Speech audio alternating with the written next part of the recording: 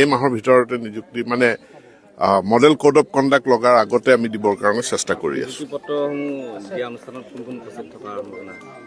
এইটো মই এতিয়া ক'ব নোৱাৰোঁ। কাম কৰি আছে, ডকুমেণ্ট ভেৰিফিকেশ্যন হৈ আছে।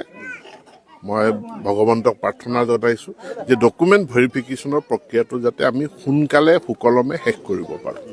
যিটো APSC ফালৰ পৰা যিখিনি বাছনি কৰা হৈছিল ডায়েট প্ৰবক্তা, তেওঁলোকক নিযুক্তি প্ৰক্ৰিয়া একেলগে আমাৰ এইকেইদিন মুখ্যমন্ত্ৰী জন আশীৰ্বাদ যাত্ৰাত ব্যস্ত হৈ আছে। জন আশীৰ্বাদ যাত্ৰা শেষ হোৱাৰ লগে লগে আমি যিখিনি প্ৰাৰ্থী নিৰ্বাচিত হৈ আছে তেওঁলোকৰ নিয়োগ পত্ৰসমূহ আমি বিতৰণ কৰিম।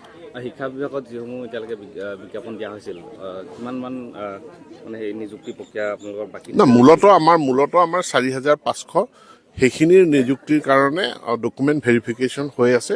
ডকুমেণ্ট ভেৰিফিকেশ্যন সম্পূৰ্ণ হ'লে বা তাৰ প্ৰতিবেদনৰ ওপৰতে তেওঁলোকক নিযুক্তি দিব পৰা নোৱাৰা গোটেই বিষয়টো নিৰ্ভৰ কৰিব। শিক্ষা বিভাগত আৰু নিযুক্তি দিবৰ কাৰণে থাকি গ'ল নেকি? নিযুক্তিটো শিক্ষা বিভাগত খালী পদ ওলায়ে থাকে।